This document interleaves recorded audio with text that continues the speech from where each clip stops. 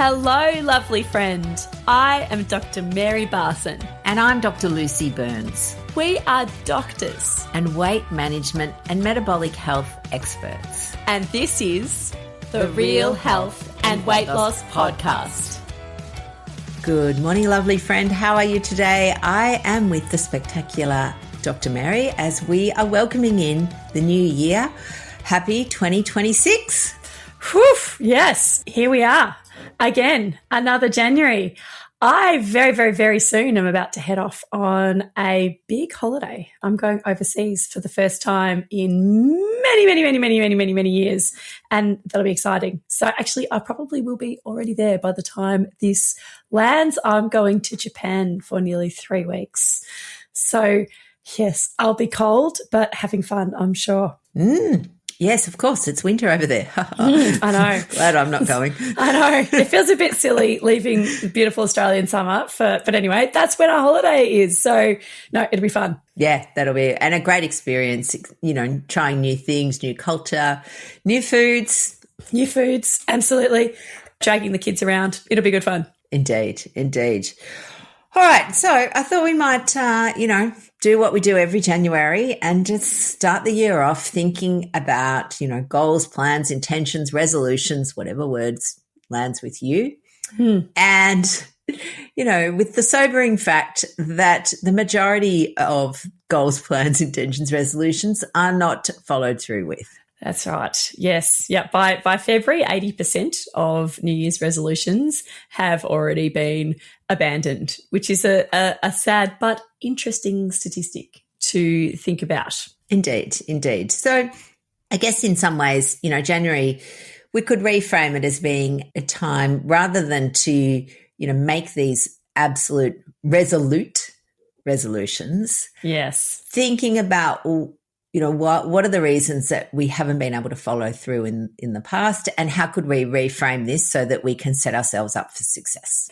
Absolutely. Rather than just burdening ourselves with extra pressure and impending shame, what can we do to make it easy for ourselves so that we don't make a whole lot of resolutions that will then backfire on us badly? That's not what we want. Resolutions, I think one significant problem with New Year's resolutions is that they focus on the outcomes and, future perfection, future wonderfulness, and focus on the fact that current you is not okay, but future you will be okay. But it's quite shame-based. And it can also be a bit rigid, bit all or nothing thinking. And shame, rigidity, all or nothing thinking are not conducive to positive changes. So instead of making these resolutions, we want to focus more on our behavior and our identity. So a nice little shift could be rather from, I will lose weight and I will get stronger. It can become, I will become a person who looks after my body and my mind. Yeah, I love that. And I think it's humans are very good at finding fault with themselves where they need to improve, and again, there's a whole industry dedicated to self-improvement. And I guess, on some level we are part of that industry, but the implication is that, you're not good enough. And so I think it's also really helpful to introduce that concept of the gap and the gain. Yes, absolutely. And I think in January, most people are deeply focused on the gap. So the gap and the gain, a concept that we use in positive psychology. So the gap is where we focus on what we don't have or what we aren't or how far we are from what we think we should be. That's the gap. And you just look at, what you want yourself to be like and where you are now, and you just focus on this big chasm of, shame and guilt and to-dos that are between here and there. But the gain is, interestingly, you can be in exactly the same position as you are right now. But if instead you're focusing on the gain, that is recognizing how far you've already come. And that is a much more motivating place to plonk your mindset. And if we can focus on the gain, we're actually able to get to where we want to be faster than if we're focusing only on the gap. Indeed.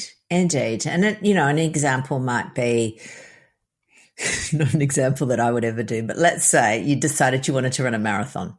So you're practicing and you're training and you're doing all of these things, focusing on running the marathon, and, you run the 5K, and then, you move up to the 10K, and maybe you crack out a half marathon, and then maybe you get a little bit injured and you have to, reduce your training, and you're planning to do the Melbourne Marathon, and all of a sudden it's becoming clear that you're not going to be ready. And so we spend then this time on how you've, not run the marathon, you've failed. That's it. Yes. And you've just created all this shame and pressure on yourself. And your brain can tell you what a waste of time it's all been, and that, you didn't achieve, and, why would you bother trying again? You'll probably just get injured again, and it will keep you in that space of stuckedness because it's a bit scared to try again. Yeah. And it makes the progress that you've made feel invisible and never enough. Yes. And progress is another word that we love focusing on in our favourite. Yeah. Another favourite phrase that we have of progress, not perfection. Absolutely. Which is absolutely focusing on the gain. And so, Lucy, with that same amazing human that's just done the half marathon but now has an injury, what would be the difference if they were then focusing on the gain? Yeah, so they could look back and think, wow, 6 months ago, I was sitting on the couch and, I'd never done any running, or I'd only run 1 kilometre or something, or I was too scared to run. And now look at me, I've done a 5K, I've, competed in a 10K, or I've done my own 10K run. Now I've done a half marathon. And I think that if you looked at the percentage of people in the world that had done a half marathon, you would be in a pretty small category of people. So really focusing on the achievements. Mm. And again, that they can be distance. That might be part of your scale of achievement. But you may also look at the other things that you've done in that time, which might be something like, wow, I got up at 5 o'clock every morning in winter to go running. Mm. I mean, that might not be the case, but you know what I mean. Or it might be, wow, I'm so proud of myself. Even when it was raining, I went out on a trail run. So that you're acknowledging, I guess, that bit of grit that you've applied to your training, and noticing how, how much resolve you had over that time, and that came from within you, and you can get that whenever you want. Yes, yes. And I'm really fascinated by what happens physiologically as well, by when we just focus our thoughts on 2 different things. So if we focus our thoughts on what we haven't done, what we've still got to achieve, all the ways in which we are still failing and that we're still falling short, we activate our fight or flight response. We don't feel safe in our bodies. And consistent behavior change actually takes courage. And in order for us to have the courage that we need to potentially fail, to try something new, we need to feel safe. So when you focus on that gap, you're actually making it much harder for yourself physiologically to change. But when you focus on the gain and all the cool stuff you've already done, all the wonderful ways in which you've already made achievements, the ways in which you are progressing, this helps calm your central nervous system, takes you out of that fight or flight response, changes your brain chemistry, changes your neurotransmitters, changes your body hormonally into a way that when we feel safe, then it's so much easier for us to change and take risks and do the things that we need to. So it's also much healthier for our physiology, and also much easier for us to be able to build confidence, skills, and have the courage to change. Absolutely. Absolutely. I love that. And I think when you're focusing on the gain as well, it allows you to self-reflect in a way, again, that is safe and encouraging for your brain, rather than it is shameful and punitive. And maybe, and again, this is running a marathon case, maybe you might, reflect on how to prevent injuries, rather than going, oh my God, I haven't done the marathon. You think, right, well, why did I get injured? Oh, maybe I need to strengthen my calf muscles. Yeah. And so you go and you make a plan to do that. And we use an acronym a lot called the SLC, and that's self-reflection, learning. You do it with compassion. So, and again, this is very much an activity-based example, but yeah, you could self-reflect. Why did I get injured? Or how come I didn't make my goal? What were the circumstances? And you're doing it kindly. You're not going, oh my God, I'm such a loser. I never should have tried so hard. I never should have aimed so high. I was never going to achieve it. Like, that's unhelpful. But if we can do it with compassion, then we can learn and we can make a plan to change. And we can do this with anything. Absolutely anything. Any way that you want to change, in any way you want things to be different to how they are right now, you can cultivate this habit of focusing on the gain. January is an interesting time because our brains really like the idea of a clean slate. And there's nothing wrong with that. We can leverage this clean slate effect, that our brains love a fresh start. So we love, we'll just start again on Monday. Or tomorrow is a new day. And January 1st is just like the cleanest of all clean slates psychologically. But we do this with a bit of intelligence and leverage this gain idea with January 1st. That can really help us. But, with those slips and those lapses that come along, there's other ways in which we can leverage that clean slate effect as well. Absolutely. The thing about it, the clean slate, is that it's an artificial kind of thing that we've just invented. Like at the end of the day, the body has no idea what day of the week it is. Yeah. The body has no idea what month it is or what year it is. And in fact, the body doesn't even run. I mean, there's circadian rhythm, so there is a 24-hour thing, but there is no it's not like a bank where everything resets at the start of the next day. So there isn't really even the need to wait for the next day. That's just a construct. We can change that construct to be whatever is going to be most useful to us. Yeah. And I love this idea of still using the fact that our brain loves the clean slate, but we don't have to wait until some artificial right moment. We don't have to wait till January 1st or Monday. We can introduce this idea of micro clean slates, like just at the next moment, at the next bite. As soon as you've finished this email, you're going to get up, have a drink of water, and you're just going to start again. You can change again at any moment, and you can tell yourself that, right, a little mental image, cleaning the slate, wiping it down, starting again at any time during the day. You can leverage this little trick that our brain loves. Yeah, absolutely. And the thing about starting again is you're not starting from scratch. You're starting with a whole heap of knowledge. You can do a little SLC. You can do them any old time. And you go, right, what am I learning here? How can I do it differently? What did I actually need? Like, there's so many little questions that you can ask yourself that will help you cultivate long-term change. And I think something that has come up for me with people who are worried about celebrating or acknowledging their gain, they're worried that they're going to take their foot off the pedal, if you like. And they're going, oh, I don't want to get too ahead of myself, or I don't want to, celebrate too early. And again, these are just little ways our brain likes to try and keep us safe. And, it's worried that if you celebrate too early, somehow you'll stop doing what you're doing. So it's going, oh, well, we're not going to celebrate.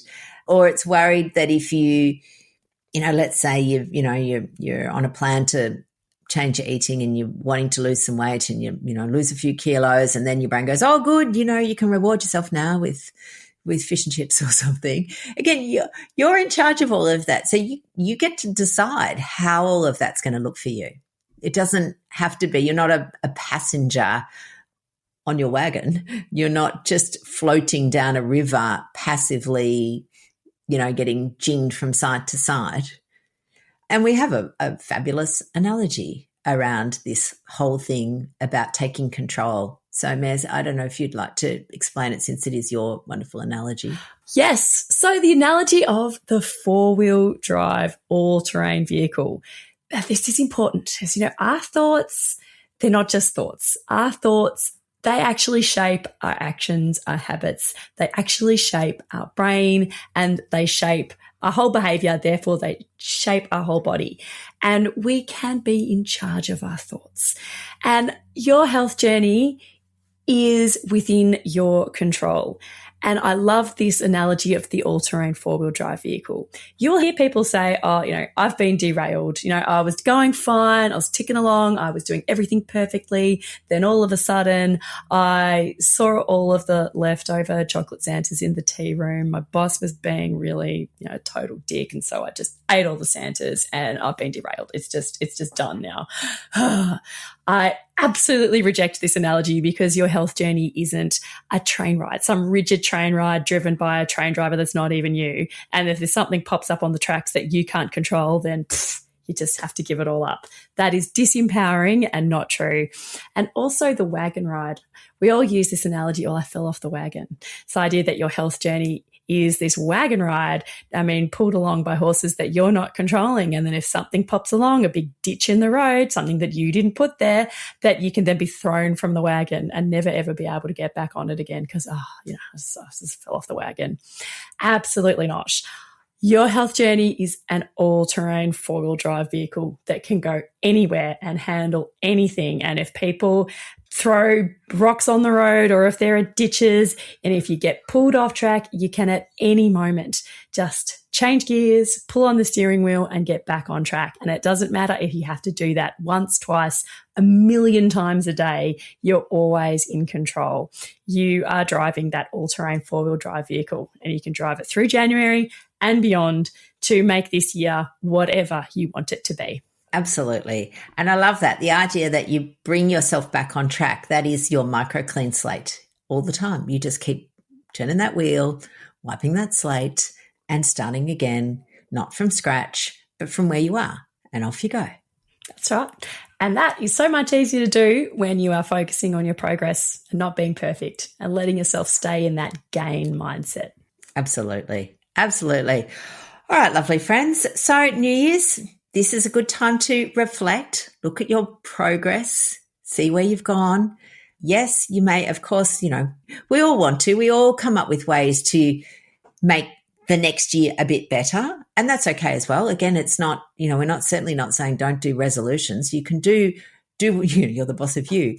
But what we want to do is do them with kindness, compassion, with part of the gap and recognizing the gap and the gain and how our tendency is to be in the gap. And so we actively have to be in the gain. Wonderful. Good. All right, lovelies. We'll see you next week. Bye now. See you later, gorgeous people.